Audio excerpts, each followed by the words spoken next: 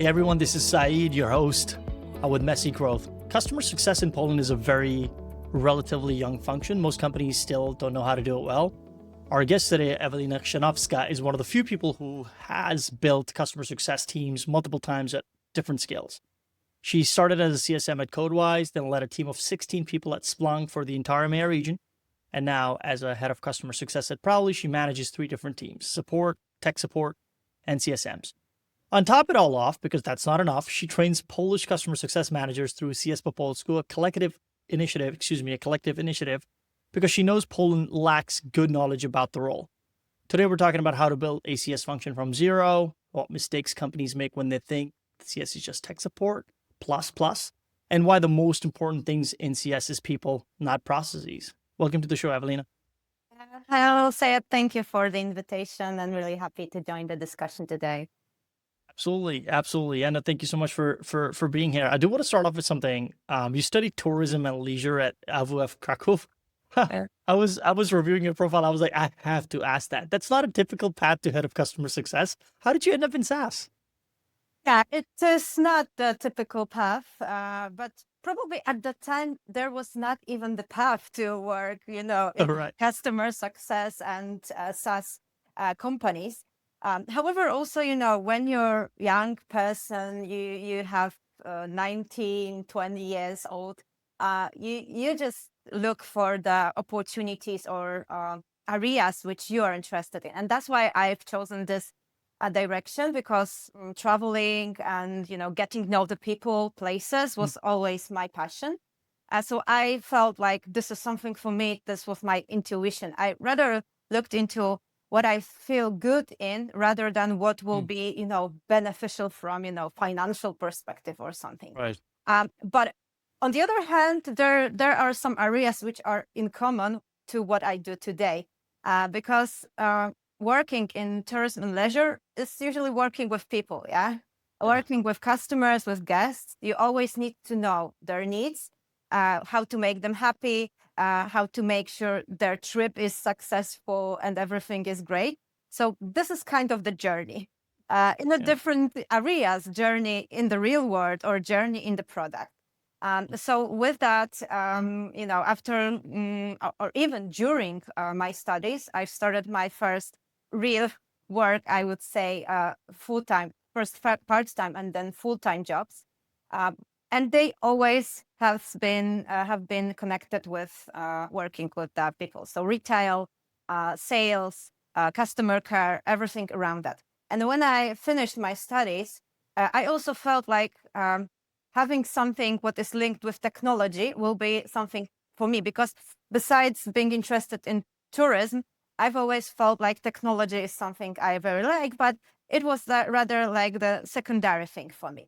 So when I've had the opportunity to join the company, which was the Google partner, and they worked on the Google project and start learning about the Google products, I felt it's a great opportunity to me because I could work with the customers and learn technology.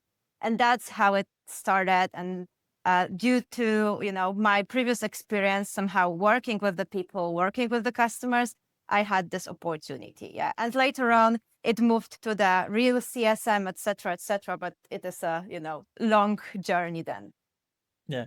This is fascinating. You're at such an inflection point, because when you started in customer success, by all definitions, customer success is a fairly young motion right now in tech. Is there something that people get wrong all the time about customer success? Some common misconceptions that you see in your day-to-day? So of course, like, we have a lot of roles and a lot of different namings around industry. We have customer support, we have customer care, sometimes it's even mixed with account management Right. or sales. So I believe right now that the worst thing, let's say, is that we put everything which might not fit into the different teams or responsibilities into customer success. So sometimes I feel like companies feel, okay, so sales cannot do this, marketing cannot do this. So we will create some kind of the role which will do all the different things which do not lay in the responsibilities of the rest of the teams. Yeah. So that hurts the most, I would say. Yeah, 100%. I feel like customer success is such an important department, such an important role being a CSM, because even nowadays, especially with so many different companies out there, you have to be able to retain, and your retention has to be great when it comes to your revenue. If you have a leaky bucket and you have revenue falling out constantly, it's only going to get harder and harder acquiring new customers. So what you're doing is great. It's very hard work. On that topic, you've built customer success teams, or in a particular case, as Splunk, you've built it in from the ground up.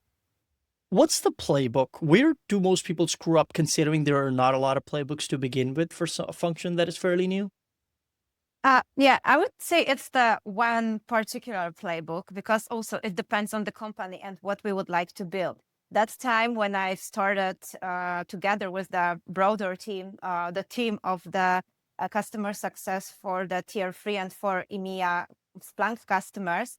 In fact, this team did not exist at all. It was the start of the project, but the great asset was I was not alone in that, because we had similar managers who started the teams in Americas and APAC. So we could, exchange our perspective, our points of view. And at Splunk also, we had great customer success operations team. So also when we need to, adjust some processes, implement something, they were really helpful. We did not have to do everything on our own, but it might look different in the smaller companies when you are starting something from completely zero. Yeah. And you need to do everything on your own. However, even if it's a smaller company, or if it's a big corporation and you're starting a new team, I would say the key here, first of all, is hiring. Right hiring, hiring right people to the team. Because without that, all the other elements, if you will build the perfect processes, operations, and everything, and the people are not a good fit, it might be a failure. Yeah. And sometimes I know that in the project, when you are pushed to the deadline and you need to close the project, you are hiring very fast and maybe not the best fit. And that's the mistake, I believe, because usually later on, it will be revealed that it was not the great fit. So fortunately, from my experience that time at Splunk, we had very great hirings at the beginning. And also taking into perspective that these people who started together with me, the team, they were first customer success people in the team. They later on were support also to the rest of the newer people. They became more senior. They, developed themselves, and they were also help to me. So right hiring, I believe, is the most important part there. Yeah, it's a critical component.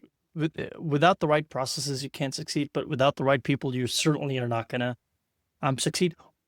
Is there something that you look for when you're hiring, like one trait or two where you go, that is going to make a great CSM? Yeah, I think first of all, it's being open-minded, because in customer success, you need to look for sometimes out-of-the-box solutions for the customers, not to stick, to one or two solutions we have all the time. So for sure, this should be someone who is not afraid of taking challenges, stepping out a bit out of their comfort zone, let's say. And also, I would say the people who can somehow handle hard situations sometimes, because, working with the people, working with the customers is like, roller coaster sometimes, let's say. So sometimes we just need to, stay calm, not to get to emotions too much, to make sure we control the situation and we are solving it the best for the customer and our company at the same time. 100%, a very dynamic role all across the board.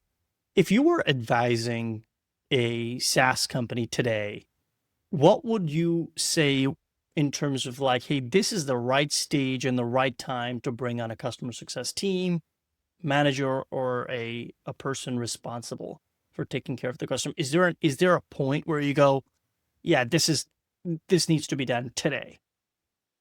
So I would say it's it usually should be naturally evolving from the support role, because usually what we think about starting, especially SaaS company, we need kind of the support. Now maybe, totally brand new companies might base only on the AI chatbots. Maybe it works. I don't know. I didn't test it from this stage of the company yet to know if it works completely on their own. But at some point, and what I usually see is that the CSM is evolved from the support team. So if we see some point in which, first of all, churn is too big, and we need to address it somehow. And we see also that at some point, the scope of the responsibilities at support teams are more and more needed to be proactive, like onboarding, churn prevention, etc. I believe it's the right time to think about, having the dedicated role within the team. Even sometimes it doesn't have to be separated team. It can be just one person in the role to test, to focus on the specific activities. And it might be the good start. Of course, ideally, if we start the activities before churn alerts happen, and if before we see the churn is too big, but I think like when we see it already is the last minute to start these activities. Perfect. So a little controversial one, and I've been wanting to ask this for a long period of time. Do QBRs work? Oh, it's a hard question, because the question is like, what are the QBRs and what the value behind is, yeah? Sure. And if in fact they bring the value, especially to the customer, they will work. But Of if we course. do it just only for the purpose of doing it and, checking the box in our playbooks, okay, I did it each quarter, it doesn't make sense.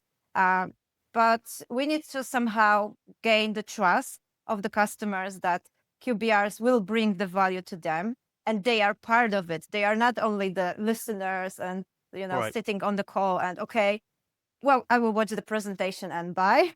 But it is something what will bring the value. Yeah, then it makes sense. But it needs to be well prepared, well thought, and ideally in the collaboration with the customer. So we know also what they want to discuss and how to bring the most important topics for them to the table. Then yes, but 100%. I know that in many cases, some there are situations when this is just, it needs to be done. Doesn't matter how it will then impact the customer satisfaction. Yeah. 100%. Switching gears a little bit, at Codewise, you went from CSM to head of CS to head of CS plus account management within 3 years. That's really fast. Was there something that changed in the role as you scaled? So in general, company that time when I started at Codewise as a CSM was very, very fast growing. Yeah. So I believe from 80 people, we grew in a very fast time to 150 or even doubled, so it was very fast growing time for us. And due to that, I believe like two factors somehow impacted that.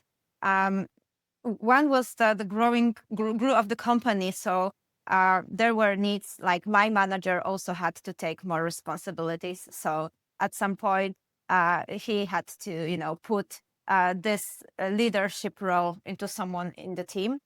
And this was the great circumstances for me, that I was that time there, and I had the opportunity to learn. And secondly, I was always eager to take new challenges and try new things, even if I was afraid. So of course, I had the support of my manager and the rest of the team. So that was great. So after stepping into the leader's role for the first time, of course, there was a lot of ups and downs, but with the support of the manager and the team, it was much easier. And later on, the next step was taking also another team, account management, because my colleague who was the leader, she went to maternity leave. So, we combined it together, and it helped me to, combine some different elements from being like a support, CSM, and also part of sales. So during these 3 years, I feel like I've been in all these 3 roles and the leader role. And it was really, really great experience having in mind, like, starting from zero, first role as a CSM. I had the chance to go through all these stages. Yeah, this is fascinating stuff. You say you implemented customer success processes. Is there an example that you can give of a process that made a massive difference that you implemented?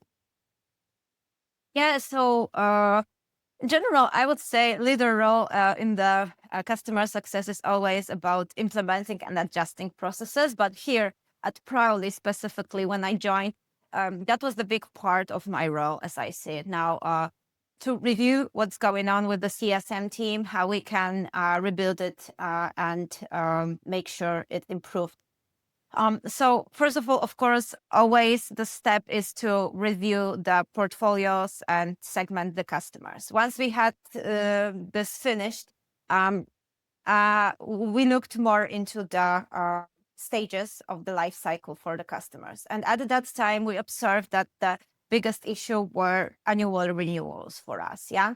So together with the team, we started the process to properly track and run the process of renewals. So we organize that, make sure like we are not reaching to the customers 2 days before the renewal, but Sure. at least 3 months.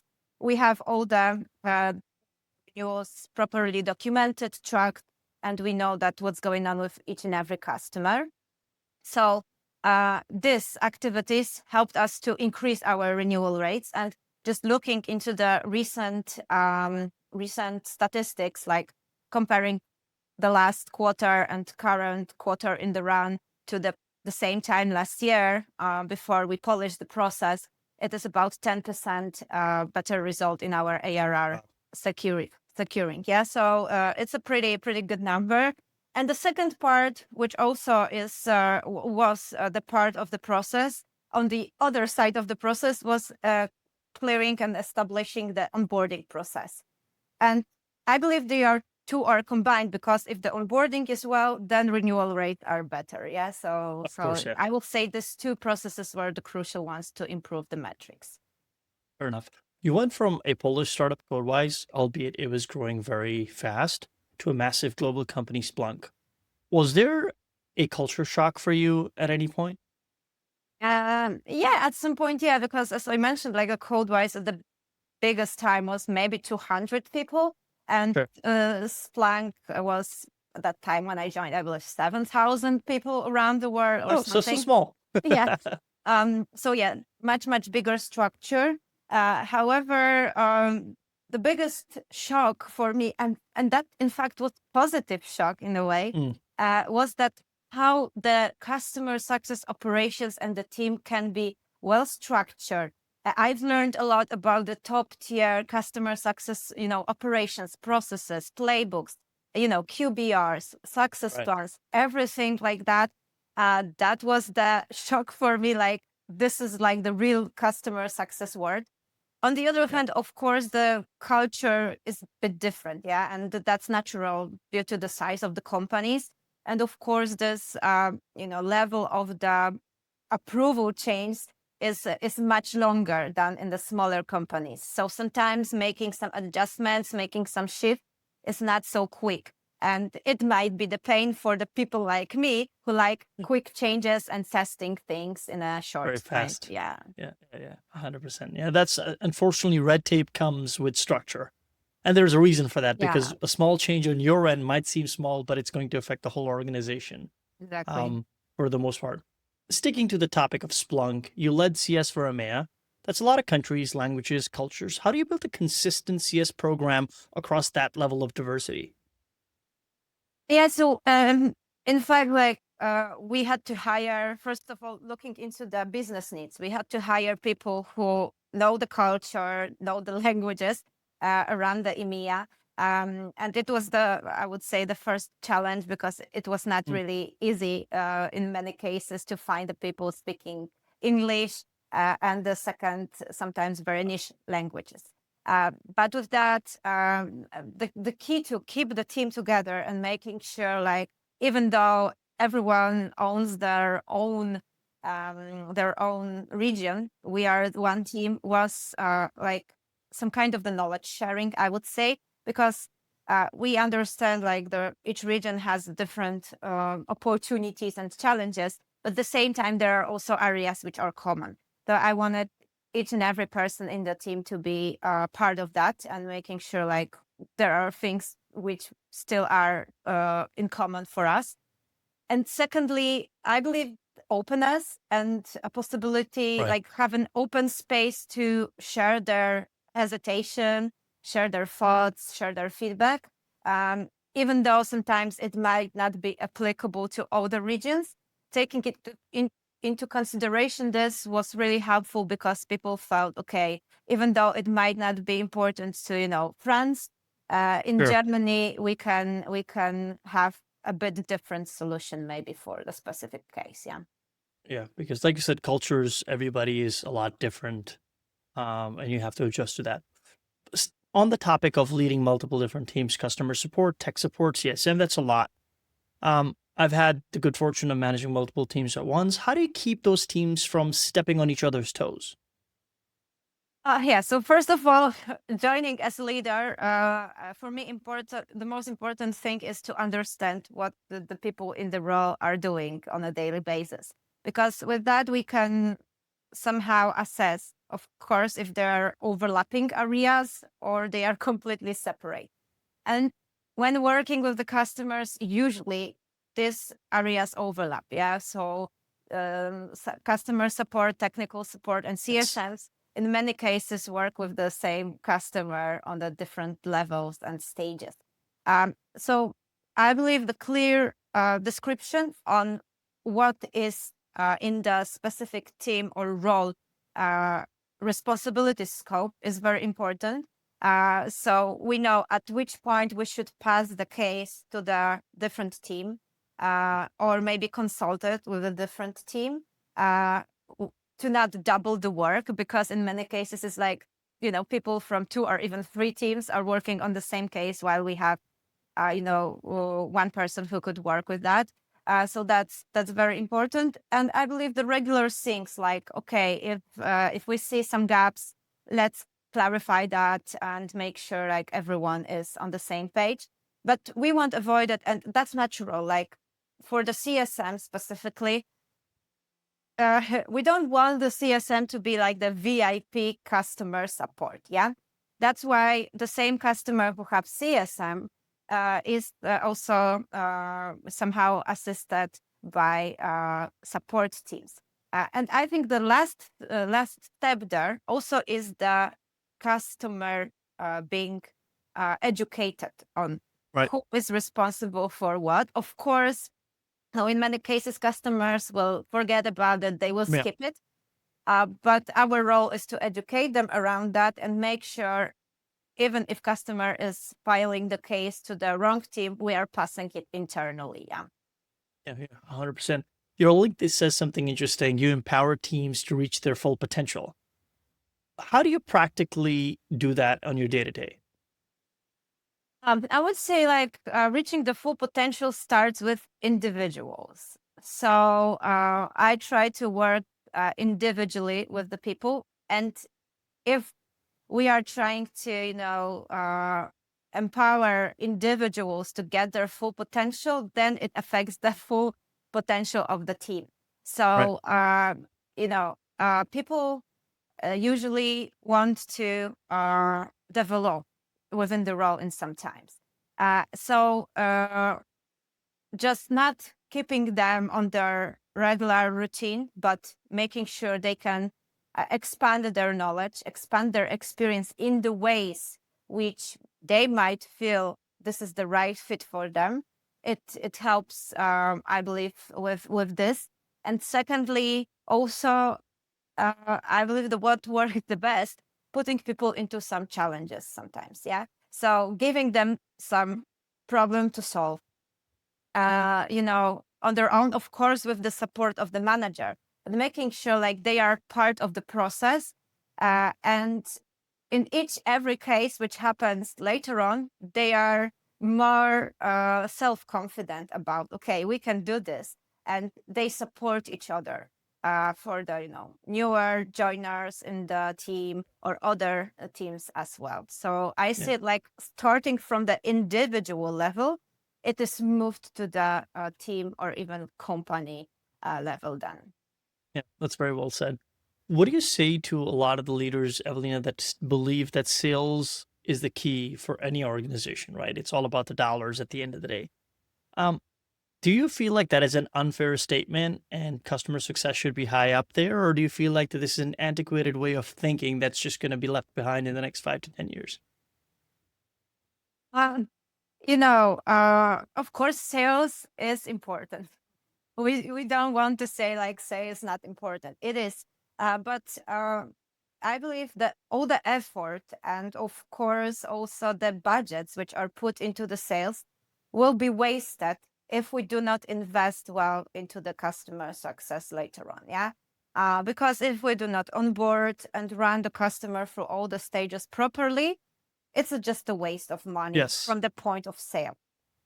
So I believe like in time for sure CSM role will evolve, and maybe it is not like it will be completely removed and replaced with something. I believe we as a humans, we still need another human behind, even with all the technology, AI, etc. It is still the need to have someone behind this computer. So I believe the role might evolve. It might drop some elements which can be automated, obviously, but it will be moved more into the maybe even more into the human relationships and building this relation between companies, between the people.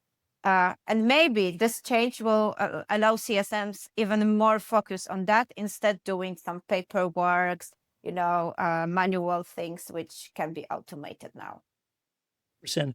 On the topic of that, of CSMs, you train CS leaders through CS Popolsku, as I said in the intro. What's the one thing that Polish CS teams need to level up on? I think, like, first of all, what we already mentioned, in many cases, role itself. So making sure, like, when we have customer success team, it's a real customer success. However, I also understand in some smaller companies, it's not possible at the first stage to have separated role ideally created for the CSM, but it would be great to have a goal in time to create it. That's the first thing. But second thing, I also see in some cases, it's not really showing the real business value.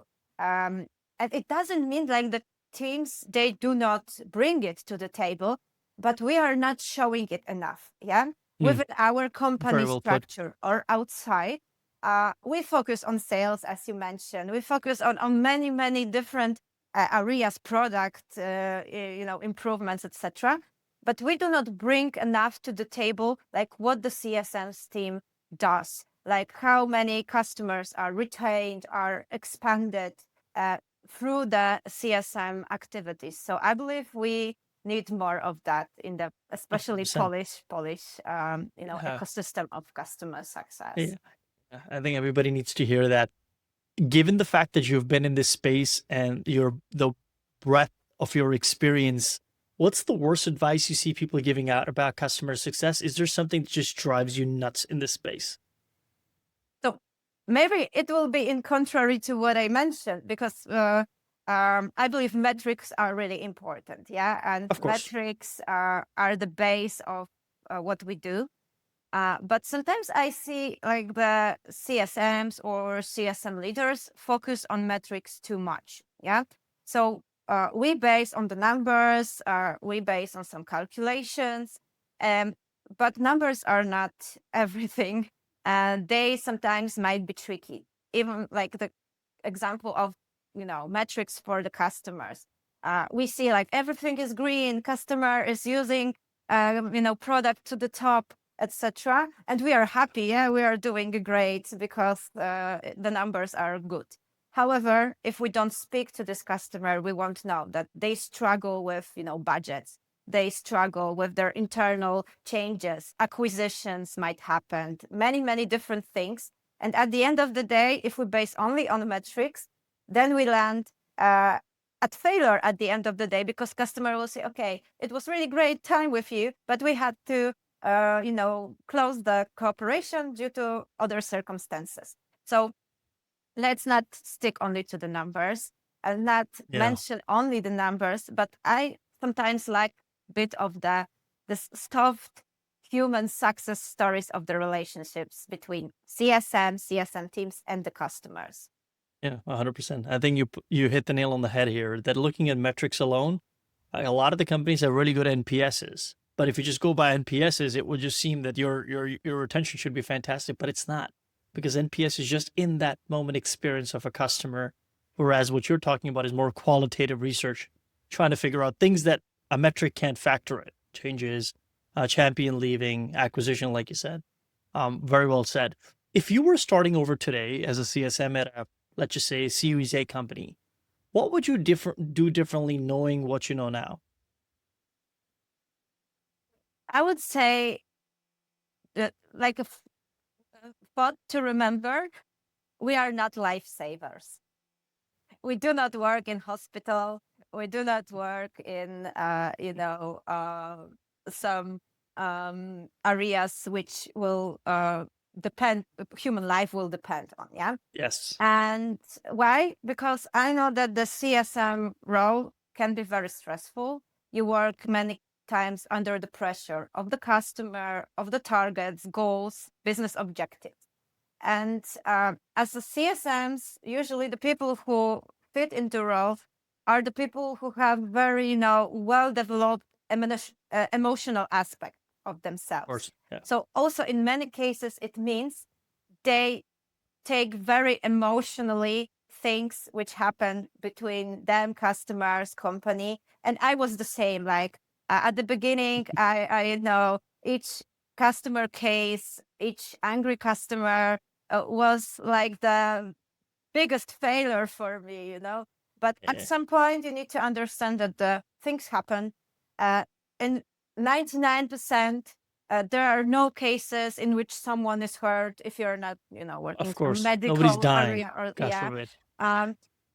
most of the cases are fixable. You can revert changes. You can compensate customer with something, etc. So taking it a bit less emotionally and taking step back, looking into the situation without emotions, and taking care also of yourself, not spending, too many after hours just to, keep customers happy. And in many cases, it won't happen because they might not be a best fit for the product, etc.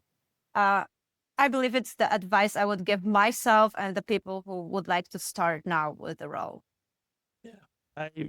I second that, what you just said about detaching yourself from the outcome, because you will go from outcome number 1 to 2 to 3. There will always be something that is happening, but it puts really things into perspective when you know this is just, it's numbers in front of a screen. It's just experiences that are happening on a screen.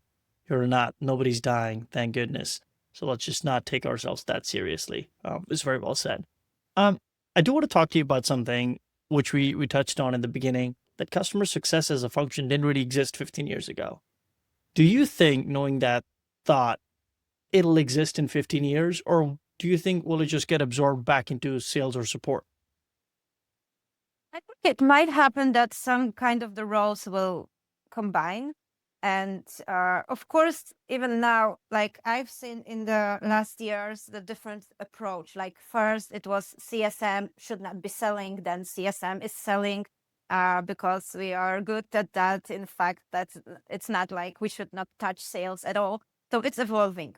And I believe in time, even with, more automation, companies looking more into the processes being AI covered, let's say, etc.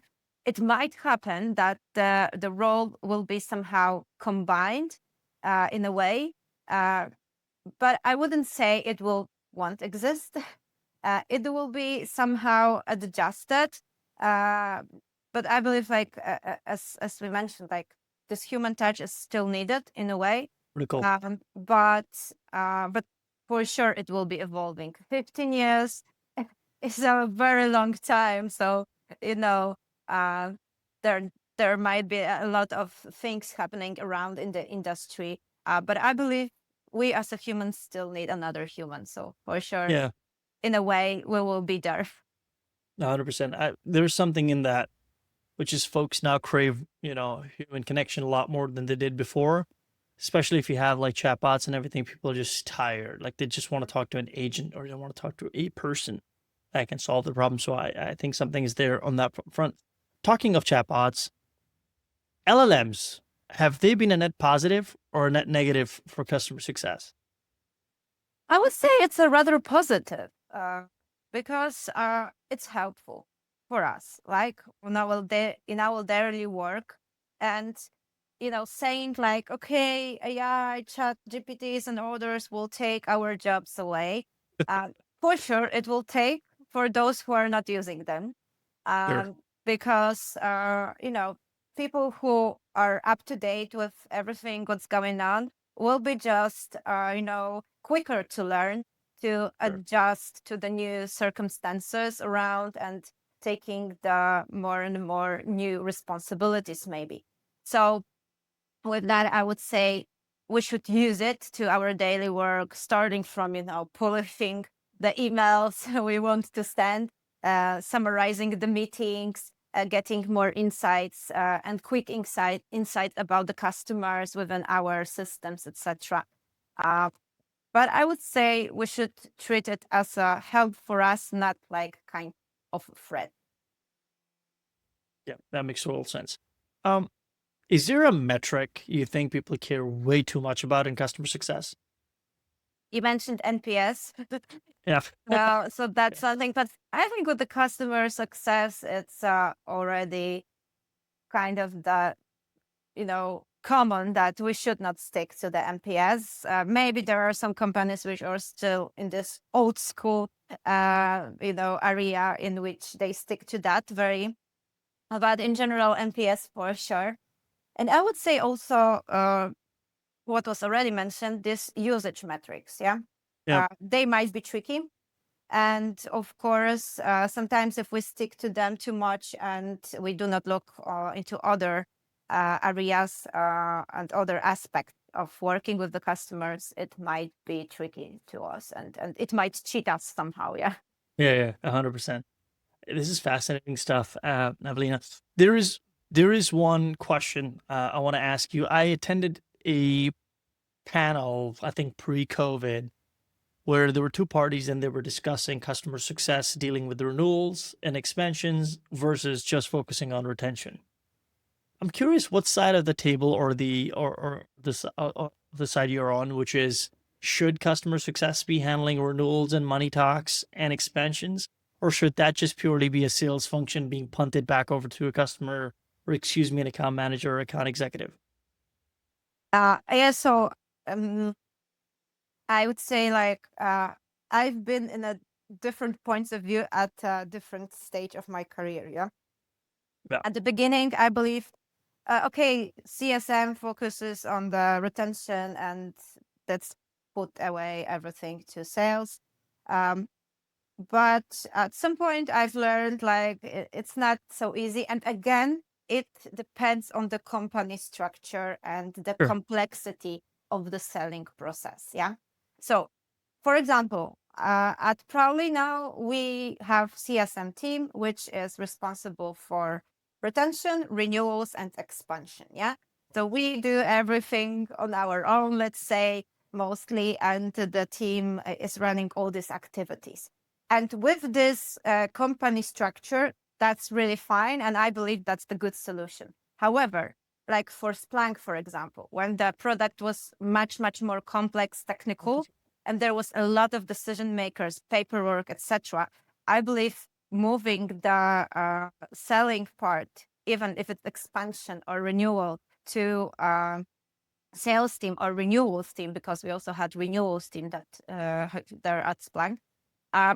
it is much easier for CSM because it is the very, very big portion. That would be very big portion of their workload that time. Yeah. So depending on the situation, I would say it isn't bad or a good answer.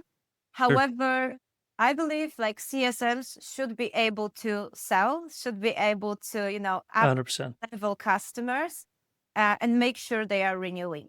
Other thing is who is closing the deal, who is closing all the formal aspects and elements or budget negotiation.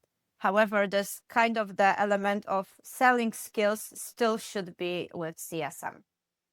100%. I agree with you. This has been really fascinating, eye-opening, Evelina. I really, really appreciate it. I want to head into our rapid fire round, which is just fast questions, quick answers. Okay. Best advice that you've ever received, business or personal? I think like what I mentioned, like we are not lifesavers. Yeah, this is what I've heard somewhere, I believe, on kind of one of the meetups, and this is the one which, in the worst, Stuck with you. worst scenarios, is with me. 100%. Yeah, I think it's a very sobering thought. Advice you ignored or wish you had listened to?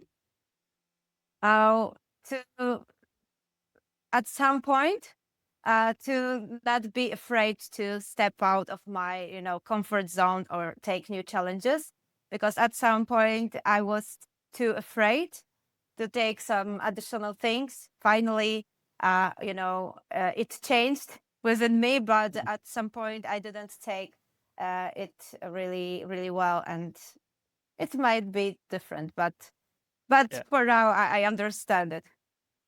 100%. One ongoing challenge in your current work that keeps you up at night? I believe like to keep my team engaged and motivated, yeah, within the whole environment changes, companies acquisitions, organizational changes. I believe this is the most important thing to me, like to have a happy, motivated team. Yeah. How do you keep your team motivated? First of all, being in touch with them and making sure I know what's going on, and just being there to help them, and then showing like where are the areas they can develop. Yeah, even if it's sometimes the hard situation, it's it should be the motivation for me to learn something new and make sure I take out of it as much as possible for me as well. 100%. That's fair. Your favorite restaurant, meal, or spot in Poland?